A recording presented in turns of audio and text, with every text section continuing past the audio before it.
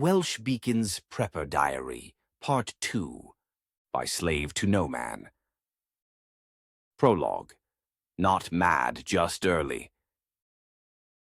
Here's the funny thing about prepping. When you start, people think you've lost it. But when stuff actually starts happening, they don't say sorry. They just ask where you bought your torch. Since Part 1, the world hasn't ended. It's just gone weirder. Power flickers are the new drizzle, expected, mildly annoying, and shrugged off with a British, oh well. Supermarkets now stock more security guards than bog roll. And last week, the news told us not to panic buy while standing in front of an empty shelf. Nice touch. So, no, the apocalypse hasn't arrived, but it's definitely looking for parking. That's why I'm still writing Still Prepping, because this isn't about hiding in bunkers or learning to tan rabbit hide. This is about normal people in semi-rural Wales looking around and thinking, you know what? Maybe Gav from the warehouse wasn't full of crap after all. This is what prepping looks like when the lights are still on, but you've already found the candles. Diary entry, week 16. The flicker test. Tom Llewellyn's journal, Sunday week 16. Lights went out for 6 minutes, just enough to make the kids shout, Emma mutter, and me stand up a little too fast. It came back on like nothing happened, but I noticed Becky didn't grab her phone. She grabbed a torch. She knew where it was. Because last week I made everyone play Power Cut Hide and Seek as a joke. Now it doesn't feel like a joke. So I ran a flicker test. Shut off the mains for an hour. No warning. Turns out we can heat soup on the camping stove. LED lanterns are the new ceiling lights, and Liam's patience dies faster than his phone battery. Result? We're 60% ready. Emotionally, about 23. Private thought. Maybe this is why I started all this. Not for the world ending, but for the 10 minutes before it does, when everyone else is frozen and you've already lit the lantern. Diary entry week 17. Fuel, fumes, and fire lighters. Tom Llewellyn's journal, Sunday week 17. Garage has a queue system now. Cash only, they say it's due to the power outages we can't rely on the chip and pin. No fill-ups, 10 quid max. Feels less like a garage, more like a ration line with air fresheners. I bought a jerry can. Legal size, red. Legit. Emma gave me the look. You know the one. The are you storing fuel for BP or am I just married to a crank? Look, I labeled it lawnmower only in big letters. No one believes me, not even the lawn. Also stocked up on fire lighters, and long matches. Turns out friction fire is great on YouTube, terrible when your hands are cold and your ego's fragile. Private thought. I don't actually want to be right. Every time something proves me right, a part of me wishes it hadn't. But I'll take being ready over being sorry. Diary entry week 18. Operation Boredom Box. Tom Llewellyn's journal, Sunday week 18. Prepping isn't just about beans and bog roll. It's about keeping a family of 4 from going feral when the Wi-Fi dies. So I've made the Power Cut Boredom Box. Contents: a deck of cards. Not the good ones. The spare deck with jam on the king. Dice games. Emergency chocolate. A book called You Can Survive This, which Becky now reads ironically.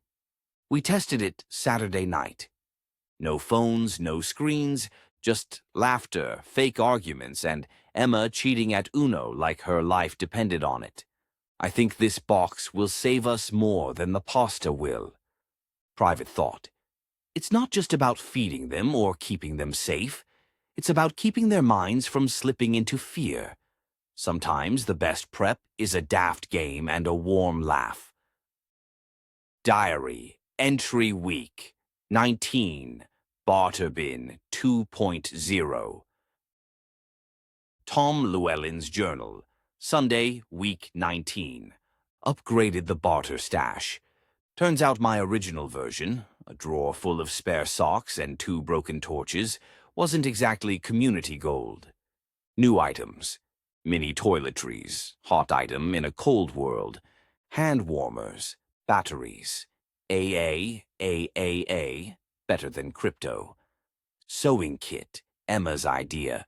She's warming to it all, slowly. Also printed a sheet. What we have. What we'll trade. What's off limits. Laminated, naturally. Prepping isn't serious until it's waterproof. Private thought. Funny how the things we never think twice about, lighters, plasters, sewing kits, become treasure once we realize comfort might not be guaranteed. Feels like we're unlearning luxury. Diary entry week 20. Solar What Now? Tom Llewellyn's Journal, Sunday week 20. Gavin invited me over. He's installed solar garden lights in his hallway. Saves power, he says. Charge 'em outside, bring 'em in at night. I laughed, then stole the idea. Next day, I was in B&M buying 6 solar lights and pretending it was for ambiance. Now the landing glows like a budget spa retreat. Kids think it's cool. Emma called it tacky survival chic. Don't care. I've got hallway lights when the grid goes. Private thought. Every little trick I learn chips away at the fear. Not all at once, but bit by bit, like building a wall against the unknown, even if it's made of garden lights. Diary entry week 21. Buckets, beans, and broken toes. Tom Llewellyn's Journal, Sunday, week 21. Becky tripped over my bucket garden. I say garden. It's 3 builder's buckets with potatoes, herbs, and something that might be carrots or weeds. She swore, I apologized, and Emma made me move them. But still, those buckets matter. They say, we're not helpless. They say, even if Tesco shuts, we'll have bitter herbs and 2 potatoes. Prepping isn't about thriving. It's about not losing your mind when comfort dies, and maybe growing 1 tomato just to feel like a wizard. Private thought. I used to think growing food was something you did for Instagram or to show off at garden club. Now it feels like a quiet kind of rebellion. A whisper. I can take care of my own. Diary entry week 22. The Quiet Round. Tom Llewellyn's Journal, Sunday week 22. Did a quiet house check. No drama, no storms. Just me, a checklist, and the faint sound of Liam snoring through his door. Torches where they should be. Battery packs charged. First aid kit stocked.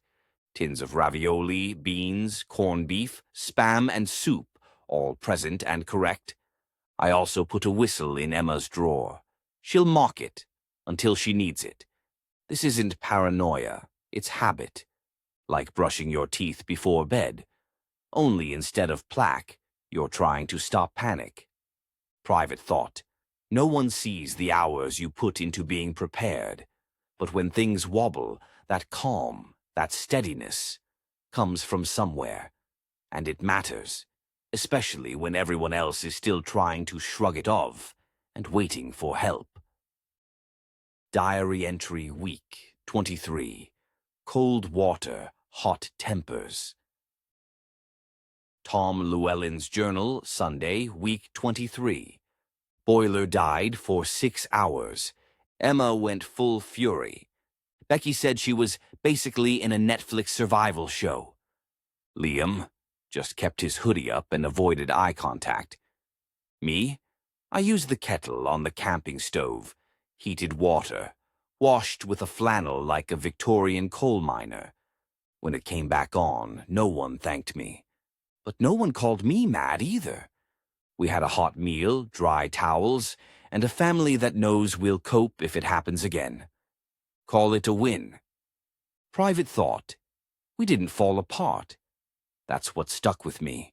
We were annoyed, damp, fed up, but we coped. And if that's all this is getting through the bad bits intact, then maybe I'm doing this right. Diary entry, week 24. This is just living now. Tom Llewellyn's journal, Sunday, week 24. Sunday again. Another 8 weeks flew by without the collapse.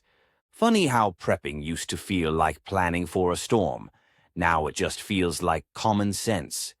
The bucket garden is still ugly. The boredom box is now everyone's favorite drawer. And Emma's labeled the solar lights Grid Gremlins, which frankly is a better brand name than most. No one's laughing at me now. Not properly, not out loud. Even Gavin said, "You've made it a lifestyle, mate." Not a panic. He's right. It's not about beans or bug-out bags. It's about mindset. It's about being a little ready all the time so you're never totally lost when things go sideways. And that's the prep. Private thought. I think this stopped being about surviving a while ago. Now it's about living better, with eyes open, hands ready, and a house that doesn't panic when the power goes out. Final note. Keep the kettle full. If you're still listening, still reading, good.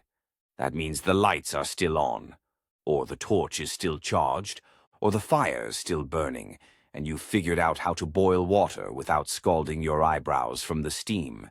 Here's what I've learned. You don't need to be rich to prep, just patient.